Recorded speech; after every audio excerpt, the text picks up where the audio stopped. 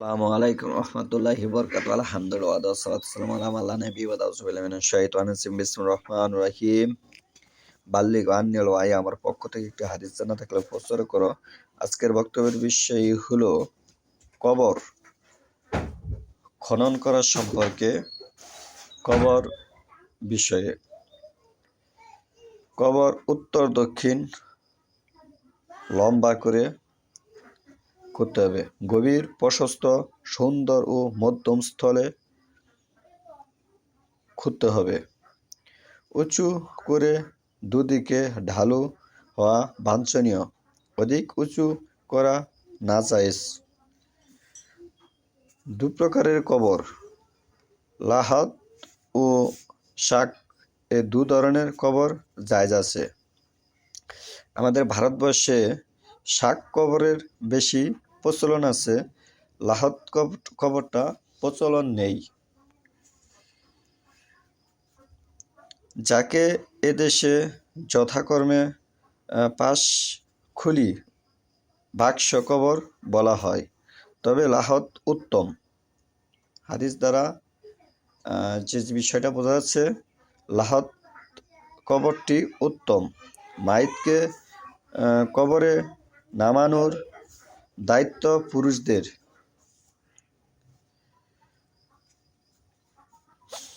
মাইতের উত্তরাধিকারীদের মধ্যে নিকট আত্মীয়গণ এই কাজ করবে।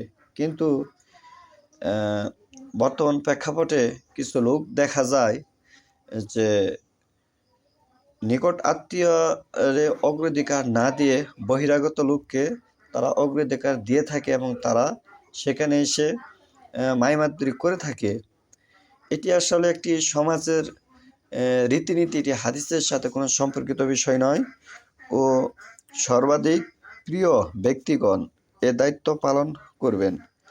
যিনি পূর্ব রাতে বা দাফনের পূর্বে স্ত্রী সহবাস করেনি, তিনি এই কাজটি করবেন।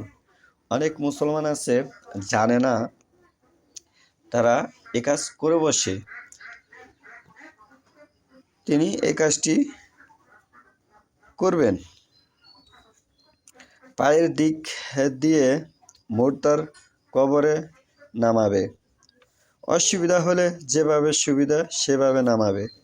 মুর্দাকে ডান কাতে কেবলামুখী করে শোয়াবে। মুর্দা আমাদের ভারতবর্ষে যেভাবে কবরে লাশকে রাখা হয়, এটি হাদিসের পরিপন্থী। মাইতকে রাখতে হবে ডান কাত করে। তাহলে এখানে ডান কাত করে রাখতে গেলে লাহুদ কবর খুঁড়তে হবে। এই সময় কাফনের গিরাগুলি খুলে দিবে। হাদিসটি হচ্ছে সহিহুল বুখারী 1695, মিরআত 5 নম্বর খণ্ড 428-29, ফিকহ সুন্নাহ 1 নম্বর খণ্ড 290। কবরে শোয়ানোর সময় বিসমিল্লাহি ওয়া আলা মিল্লাতি রাসূলুল্লাহি এই বাক্যটি, এই দোয়াটি উচ্চারণ করবে। কিন্তু এই দোয়া বেদাতিপন্থীরা উচ্চারণ করবে। যে কোনো ব্যক্তি উচ্চারণ করতে পারে, এতে কোনো সমস্যা নেই। কিন্তু সকলের যে দোয়া উচ্চারণ করলে যেখানে কল্যাণ হবে, সওয়াব পাবে, বিষয়টি এরকম নয়। মিল্লাত শব্দের অর্থ হচ্ছে ধর্ম। এখন আমাদের বাংলাদেশে, ভারতবর্ষের মানুষ মিল্লাত বলতে বুঝে নিয়েছে রাসূলুল্লাহ সাল্লাল্লাহু আলাইহি ওয়াসাল্লামের উপর দরুদ পাঠ করা, অনুষ্ঠান করা।